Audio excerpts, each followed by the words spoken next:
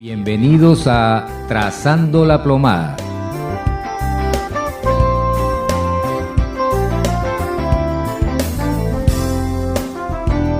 Muy buenas tardes, mis queridos radio oyentes. Qué bueno verdaderamente escucharnos y bueno, y qué pena que no tengamos el teléfono abierto, ¿no? Porque sería tremendo tener un teléfono abierto y poder escuchar la voz de todos nuestros radio oyentes, pero bueno, eso sabemos que va a venir. Y también podemos vernos como antes también en algunos lugares que nosotros habíamos alquilado para poder tener una reunión y creo que también eso está en nuestros corazones. Pero qué bueno que estamos, como ustedes saben, todos los sábados con el programa, tanto en Radio del Pacífico como también en YouTube. Y ahí ustedes nos pueden ver cuantas veces quieran y pueden meditar y reflexionar sobre lo que estamos conversando en un café de amigos, porque no nos olvidemos, esta es una reunión de amigos de cierta edad, pero amigos. Y con café, un café espiritual, un café que a veces no hay ni taza, pero ahí está. Pero la idea es que no queremos romper esa capacidad de poder tener comunión entre los amigos y poder dialogar temas que podemos profundizarlos en algún momento, pero queremos que sean bien transparentes para que puedan ser entendidos por la gente que de repente no ha estudiado mucho la palabra de Dios o no se ha profundizado mucho en ella, ¿no?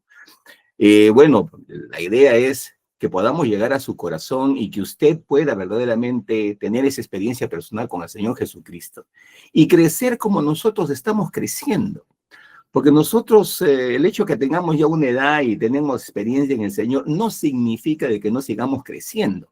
O sea, hasta que Cristo venga a recogernos o venga por segunda vez, seguiremos creciendo en el conocimiento de Dios. Por eso los animamos a que nos escuchen, a que nos vean y también pregunten, también llamen por teléfono, no sean parcos, háganlo, ¿no? ¿Qué dicen mis amigos? O por lo menos que nos dejen ahí unas notitas, ¿no? En YouTube, ¿no? Sí, sí, sí. Claro. Sí. Bueno, queridos, ¿quieres saludar, Jorge, antes de arrancar el programa? Sí, contento de verlos otra vez. A Dios gracias, un poco más seguido de lo que nos estábamos haciendo nuestra aparición, ya sea en YouTube, ya sea a través de Pacífico. Y contento por eso. Y esperando que esta noche la charla sea pues una charla que nos, como decía Jorge, que nos bendiga. Y que haya una buena sintonía de los que ya nos escuchan, de un público ya cautivo, se puede decir, de Pacífico, y también el Internet que día a día sigue creciendo, poquito, pero sigue creciendo.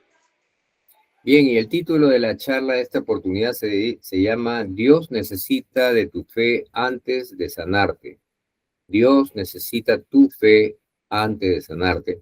Y como preámbulo quisiéramos recordar esa oportunidad que el Señor fue a visitar a sus familiares ahí en Nazaret, y de todos los lugares donde estuvo el Señor y tuvo oportunidad de tener relación con las personas y su necesidad, sea física, sea espiritual. Dice la Escritura que en ese lugar no pudo hacer muchos milagros, apenas dice sanó unos cuantos, y la Escritura dice que es porque la gente no le creía.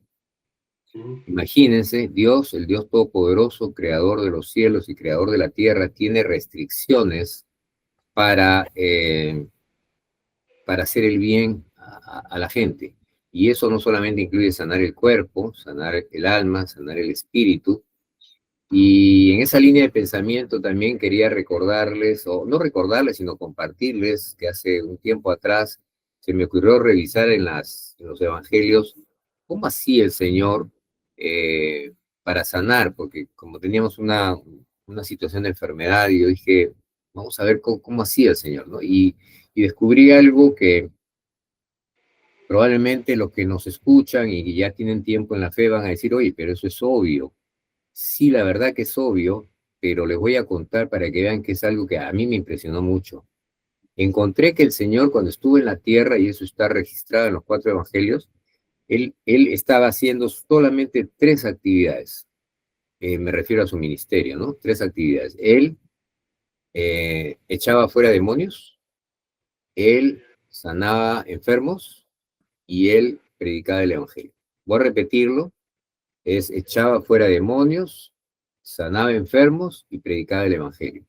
Y después pude comprender que lo que estaba haciendo era sanar el espíritu, sanar el cuerpo y sanar el alma. Cada uno de esos estaba sanando una parte del ser trino y al final lo estaba sanando en su totalidad. Entonces, yo me pregunté, ¿y si Dios en la persona de Jesús ha venido a sanar, a salvar y a liberar, es decir, a traer sanidad integral al ser humano, por qué es que hay mucha gente que dice que hay casos en que Dios no quiere sanar a las personas? Yo soy sincero, no entiendo ese argumento. Antes de empezar el programa conversamos con Jorge de algunas personas que todavía enseñan en la iglesia y dicen que a veces Dios no va a sanar y no sé, tienen unos argumentos ahí medio particulares, pero hasta donde entendemos no son argumentos bíblicos, ¿no? Entonces, nuevamente, si el propósito de Dios al venir a la tierra es a buscar y sanar, salvar y liberar lo que se había perdido, ¿por qué es que no lo haría? Y la respuesta que he encontrado es que no es por parte de Dios, sino es por parte de nosotros. Una de ellas es porque de repente no sabemos que Dios, tu intención, su corazón es sanar a las enfermedades. Y no lo estoy inventando yo, la escritura misma dice, amados, dice, yo quiero que ustedes sean prosperados en todas las cosas y que tengan salud, así como próspera su alma. Entonces, Dios mismo ya está diciendo, mi corazón es sí. Pero el que no lo sabe, pues no puede acudir a una sanidad que no conoce, esa es una. La otra es porque no le creemos. Yo creo que eso es mucho de lo que está pasando en este momento, porque hablamos de la sanidad, oramos por sanidad, pero no le creemos que nos vaya, dice de repente querrá sanarnos, de repente no. Eso se llama incredulidad. Y como ejemplo tenemos lo que pasó en Nazaret, que dice que él no podía sanar porque no le creía. Entonces, es importante que le creamos a Dios porque es el medio por el cual Dios va a sanar, a liberar, a prosperar, a bendecir, a proteger. Todo el amor de Dios va a ser en ese sentido a través de este canal que se llama fe, creer, confiar como un niño. Dice, el que no se hace como niño no entrará al reino de los cielos. Y la tercera cosa que hemos descubierto que impide que Dios pueda sanarnos, y no es que no quiera, sino que le impide, le bloquea, es pecado oculto. Y entre los pecados ocultos, la falta de perdón. Y la falta de perdón simplemente cierra el caño y ya todo el caudal de Dios con todo su favor. Y ojo que no es que Dios está pensando, bueno, lo voy a sanar a este pata o no lo voy a sanar a este pata, y está haciendo cálculos, matemáticas, a ver, ha hecho bien, ha hecho mal. No, Él dice que desde la cruz, Él se llevó nuestras enfermedades, se llevó nuestras dolencias y se llevó nuestros pecados. Entonces, el favor de Dios para la humanidad no es que lo va a hacer, es que ya lo hizo hace 2000 años, antes que naciéramos, ya lo hizo. Eso es algo que tenemos que meternos en la cabeza porque es verdad. Nos han engañado durante mucho tiempo, en muchos lugares, de que no es así, pero la verdad, y usted, si realmente ama a Dios, vaya a la Biblia y lo va a encontrar que es así. Entonces, si ya lo hizo Dios, lo que nos queda a nosotros es ponernos en línea con Él, cumplir sus condiciones y recibir. ¿Y las condiciones cuáles? Primero, que conozcamos que eso existe. Segundo, que le creamos. Y tercero, que confesemos nuestros pecados para que no haya nada que estorbe, ¿no es cierto? Y lo siguiente es permanecer, porque efectivamente Dios es soberano para ver cómo procede su sanidad. Eso lo podemos ver en los evangelios también. A no todos los sanó igual, ¿no? A uno le puso barro en los ojos, a otro lo tocó, al otro... a propósito de eso de barro en los ojos y lo tocó, me contaron un chiste así. ¿Puedo contar un chiste? No. En relación a este tema, ¿no? Dice que, vino pues a la iglesia de Jerusalén en esa época una persona que había sanado porque el Señor lo había tocado, ¿no?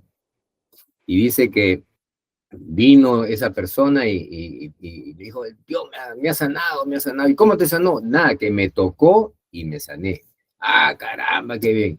El siguiente domingo viene otro y dice, Dios me ha sanado. ¿Y cómo te sanó? Ah, no, que puso barro en los ojos y me dijo que me vaya lavar y pude ver, ¿no? Ah, ya, qué bien, qué bien. Y dice que hubo una discusión ahí entre los hermanos, entre unos que decían que para sanarse tenía que ser tocado y el otro tenía que ser con el barro. Al final dice que empezaron a discutir, se dividió la iglesia y ahora hay una iglesia que se llama la del toque y la otra iglesia se llama la del barro.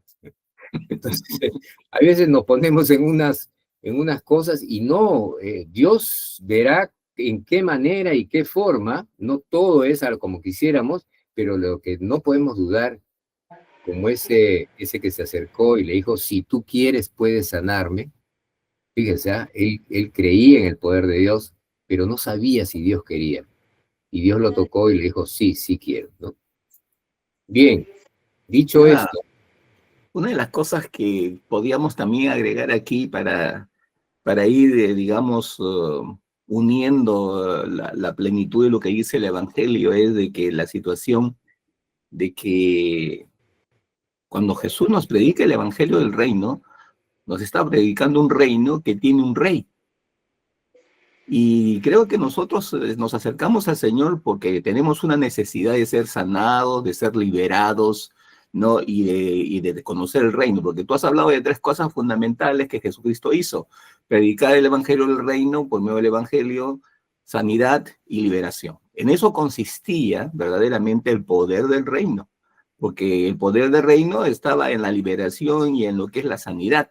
Y por eso que miramos en la iglesia primitiva cantidad de milagros y cantidad de gente liberada por el poder del Señor Jesucristo y también por la predicación del Evangelio del Reino. Pero una de las cosas que nosotros también debemos entender, y esto no significa de que no vaya a haber la sanidad y el poder de Dios para poder ser ministrados y liberados, sino que para que nosotros podamos verdaderamente enriquecernos más y poder vivir en esa comunión con Dios, tenemos que entender que Él es Rey. O sea, no solamente es nuestro Salvador, o sea, Jesucristo es nuestro Salvador, o sea, pero también es nuestro Rey, también es Dios, también es el que tiene poder y autoridad para deshacer cualquier obra del diablo y también cualquier enfermedad que podrá, una, producida por el diablo y dos, producida por nosotros mismos. O sea, porque nosotros producimos también enfermedades. Cuando nosotros no estamos moviendo bien este cuerpo tan maravilloso que es el cuerpo humano, pues entonces empezamos a producir enfermedades porque no sabemos manejar las emociones y de acuerdo a la psicología un poquito o a las ciencias actuales, lo que encontramos es de que nos dice de que la gran mayoría de las enfermedades que nosotros tenemos son psicosomáticas. O sea, que tiene un problema psicológico y un problema somático que tiene que ver con el cuerpo. Entonces, la idea es que necesitamos colocar bajo ese orden de principados, digamos, colocarlo bajo el gobierno de Cristo, de tal manera de que podamos nosotros fluir en esa capacidad que Dios quiere que nosotros tengamos para poder recibir la plenitud de nuestra sanidad, la plenitud de nuestra liberación, que Él mismo la ha prometido y Él mismo la ha desarrollado. Por eso que la Biblia dice, ¿no? Cuando el Señor Jesucristo venga, dice, hallará fe en la tierra, dice la Biblia, ¿no? O sea, ¿y qué es lo que evita de que esa fe se mantenga firme en nosotros? Es las consecuencias, las pruebas, las situaciones que vivimos, porque el diablo no va a estar tranquilo, pues, no va a estar diciendo, oh, bueno, déjalo, pues, que Jorgito no ejerza su fe y pueda recibir su sanidad. No, va a hacer todo lo posible para impedir de que yo pueda creer, de que yo pueda desarrollar, pero gracias a Dios que el Señor me ha puesto o nos ha puesto a cada uno de nosotros la presencia del Espíritu Santo, nos ha puesto la palabra para poder deshacer las obras del diablo. Entonces, aquí viene algo muy importante. O sea, ¿fe en qué entonces? ¿Yo debo ejercer fe? Sí, claro que sí.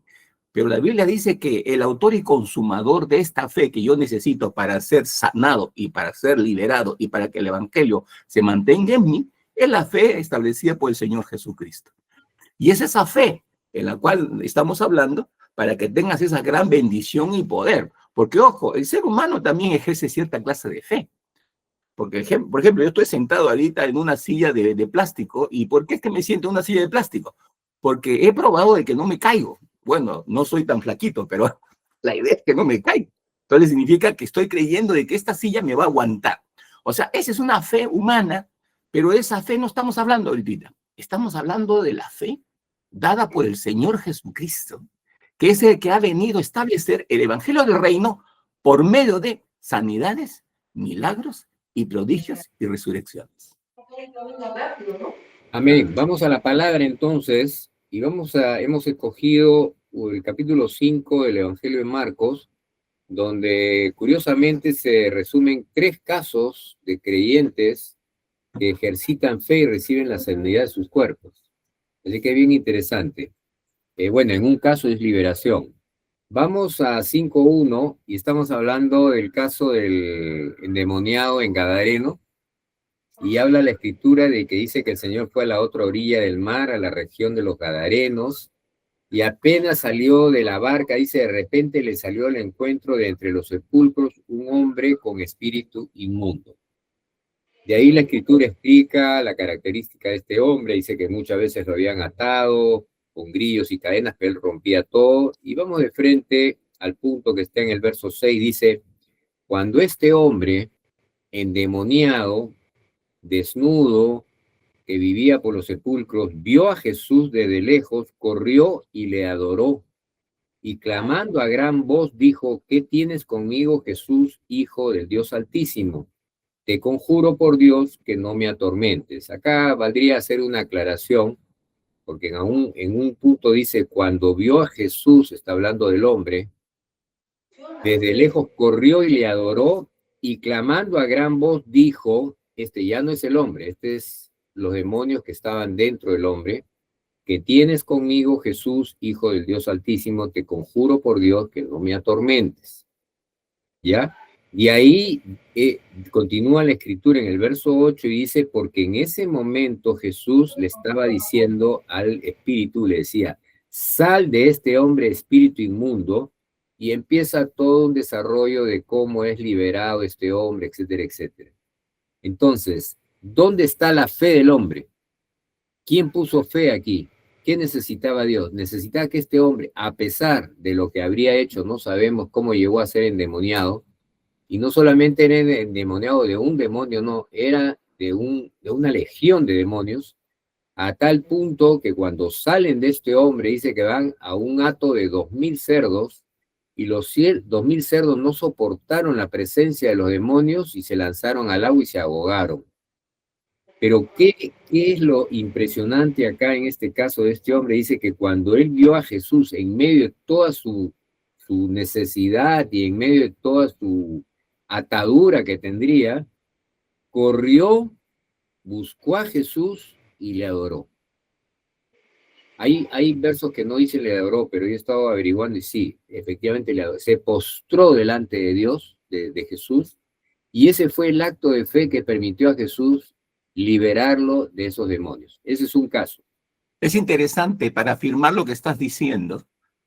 Los versos anteriores nos está dando la explicación, ¿no?, de que este hombre no se sometía a nadie, ni nadie lo podía controlar, porque tenía tal fuerza y tal capacidad de que sencillamente se escapaba o lastimaba o hería a las personas. Dice el verso 3 que tenía su morada en los sepulcros y nadie podía atarle, dice, ni aún con cadenas, porque muchas veces había sido atado con grillos y cadenas, mas las cadenas habían sido hechas pedazos por él y desmenuzados los grillos y nadie le podía dominar. O sea, significa de que venía y podía matar sin ningún problema. Y siempre de día y de noche andaba dando voces en los montes y en los sepulcros, hiriéndose con piedras. Pero dice que cuando se presentó Jesús, ahí la cosa totalmente cambió. No vino a matar a Jesús, sino que vino a postrarse delante de él, ¿no? O sea, qué interesante, porque el texto anterior nos está hablando cosas totalmente diferentes a la forma como reaccionó cuando estaba delante de Jesús. Ajá. Bien, tenemos otro caso más adelante cuando vamos a Marcos 5:21 y dice que Jesús había cruzado de nuevo de la barca al otro lado y se le acerca unas personas, un principal llamado Jairo, y le pide que vaya a buscarlo a su casa, que vaya a acompañarlo a su casa porque su hijita estaba agonizando. Y el Señor lo acompaña, pero en el camino, dice la escritura, voy a leer en el verso 25 del capítulo 5, dice, había una mujer que sufría de hemorragia desde hacía 12 años. Había sufrido mucho de muchos médicos y había gastado todo lo que tenía. Y de nada le había aprovechado, más bien iba de mal en peor. Cuando oyó hablar de Jesús, vino por detrás de él entre la multitud y tocó su manto, porque ella pensaba, si solo toco su manto seré sanada. Al instante se secó la fuente de su sangre y sintió en su cuerpo que ya estaba sana de aquel azote. De pronto Jesús, reconociendo dentro de sí que había salido poder de él, volviéndose a la multitud, dijo, ¿quién me ha tocado el manto? Y los discípulos le dicen, ¿ves que toda la multitud te aprieta y tú preguntas, ¿quién me ha tocado? Él miraba alrededor para ver quién la había hecho, entonces la mujer, temiendo y temblando, sabiendo lo que había sucedido en ella, se postró delante de él y le dijo toda la verdad. Y la respuesta del Señor es, hija, tu fe te ha salvado. Miren, qué interesante, tu fe se ha salvado. Y yo me preguntaría, ¿y dónde está la fe de esta mujer? Yo estaba leyendo en el verso, ¿dónde está? En el verso 28, ahí está la fe de la mujer, fíjense, dice, porque ella pensaba, es decir, lo tenía dentro de sí, no lo hablaba, lo pensaba, esa era su fe. Decía, si solo toco su manto, seré sana. Ella no tenía la menor duda, ella lo único que sabía era, tenía que tocar el manto. Esa era la fe que tenía, y por esa fe fue sana. Y además hay otra cosa que es más hermoso todavía, es que dice que una vez que ella fue sana por tocar el manto del Señor, dice que Jesús, reconociendo dentro de sí, eso significa en su espíritu, él reconoció en su espíritu, se dio cuenta en su espíritu de que había salido poder de él. Quiere decir que el Señor no tuvo que tomar una decisión, la voy a sanar, no la voy, eso que nos enseñan, ¿no? En algunos lugares, que no sabes si Dios te va a sanar, o sí, que Dios es soberano. No. La sanidad ya está dada, ¿no? Simplemente hay que acercarse con fe, porque fíjense, había muchos que lo tocaban, pero no recibían nada, porque no había fe por medio. El tema no es acercarse y tocar, el tema es hacerlo en fe. Y la fe dice que es la fe de Jesús, la misma fe de Jesús. Entonces dice que el Señor dijo, reconoció dentro de sí, de su espíritu, que había salido poder de él. Qué hermoso saber que la gracia de Dios ya está dada. No es que te la va a dar si se cumple tal cosa, no, ya está dada. Más bien necesitamos, como hemos dicho al principio del programa, número 1, saber que existe la gracia de Dios. Número 2, creer y confiar en la gracia de Dios. Tercero, no tener pecado oculto, porque el pecado oculto bloquea, pues, no es que Dios diga, ya, ahora ya no te sano, no, la sanidad de Dios está siempre dada, el amor, la liberación, la provisión, todo está dado. El tema es que eso se bloquea por el hecho de tener pecado oculto. Bien, no sé si quieren agregar algo antes de hablar de Jairo, porque Jairo es el tercer caso en Marcos 5, que también es un caso muy interesante de fe. ¿Cuántos minutos tenemos para la media hora? 4 minutos, 3 minutos. Ya, bueno, después continúo, porque 3 minutos es poquito. Ya, entonces... Lo que yo quería mirar otro ángulo de lo que estamos hablando, ¿no? De la sanidad. También la sanidad, cuando se habla sobre la sanidad, se dice la voluntad de Dios. Y yo creo que la voluntad de Dios primero es agradable y es perfecta. O sea, la voluntad de Dios dice, Isaías creo que dice, que Dios tiene pensamientos de bien y no de mal para nosotros. También la voluntad de Dios es una sola, ¿no? Dios no dice, para este grupo le voy a dar así, para este otro grupo no, o para este tipo de raza le voy a dar y para esto no. O sea, cuando Él vino a este mundo, ya dijimos que para lo que se refiere a sanidad, Él tiene una sola voluntad.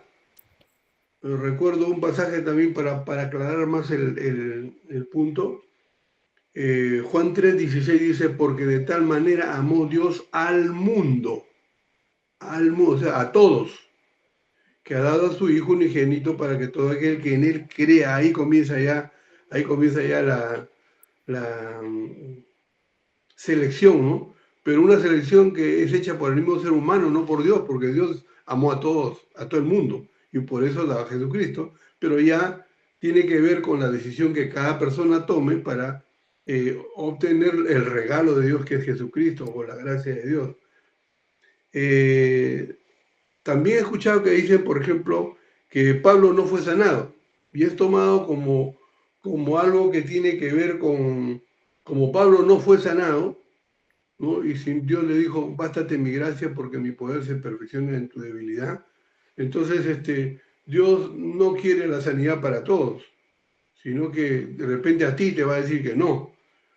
Poniendo de ejemplo a Pablo, yo pienso que eso está mal. ¿Por qué? Porque si vamos al principio, el principio es que Dios creó a los seres humanos únicos. Y tal como trata con Pablo, no trata con Jorge, con Luis, con César. O sea, el trato de Dios con el hombre es personal. No puedo poner como ejemplo que lo que pasó con Pablo me puede pasar a mí también. O sea, como a Pablo le dijo, bástate mi gracia, y entonces yo ya, ¿para qué le voy a pedir si de repente yo estoy en el caso de Pablo? No, ¿para qué pedirle? No me va a dar. ¿Cuándo se enseña de esa manera? El otro ejemplo, pues, el Señor Jesucristo vino con un plan ya a este mundo. Pero no hay otro Jesús, es único. Y así entonces cuando Dios trata con el hombre, con el ser humano, en este caso específico, en el caso de la sanidad, trata personalmente también. Y de repente el ejemplo que dijo César fue muy interesante porque la gente se acercaba a Jesús, la gente, o sea, el grupo, la cantidad, Multitudes. la multitud se acercaba a Jesús, pero se acercaban de repente por curiosos, ¿no? ¿Quién ha venido? ¿Ah? ¿Quién está pasando? ¿Por qué tanto barullo? Otros de repente, otros sabían quién era, ¿no? Ah, él es un maestro, habla bien bonito, ¿no? Pero había una mujer dentro de todo ese grupo que dice, no, si yo toco el manto, se solucionó mi problema. Porque él ya sabía ya quién era, porque precisamente para que uno reciba sanidad tiene que saber quién es Jesús. Y esta mujer ya se lo tenía clarito. Y mira, yo no necesito de que él me diga algo. Yo solamente tengo que tocar el borde de su manto y ya lo tengo. Y así lo hizo y obtuvo lo que ella estaba buscando después de 12 años, creo habla la Biblia, que esta mujer se gastó todo su dinero para poder, sanarse. Sin embargo, el Señor lo sanó y en este caso específico por la fe de la mujer, ¿no? Porque el Señor hasta ahí no sabía, porque acordémonos que Jesús está en el mundo y en este momento Él está dentro de mucha gente, pero Él está como hombre, no está como Dios, está como hombre. Y Él se sorprende y dice, ¿quién me tocó? ¿Quién me tocó? ¿Quién me tocó? Porque si hubieras estado como Dios ya sabía quién lo estaba tocando, era obvia, estaba de más la pregunta. Sin embargo, Él como hombre dice, alguien me ha tocado. Y sentí que poder salió de mí. Y la mujer ya se dio a notar, no, yo he sido Señor. Yo, porque le cuenta su problema.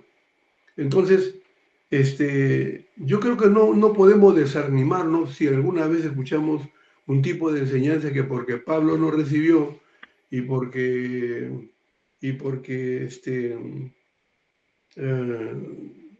hay muchos otros casos más que si se pone como ejemplo, dice, ya, entonces no siempre va a enseñar. Y sí, puede ser que pase algo con nosotros que no nos va a contestar.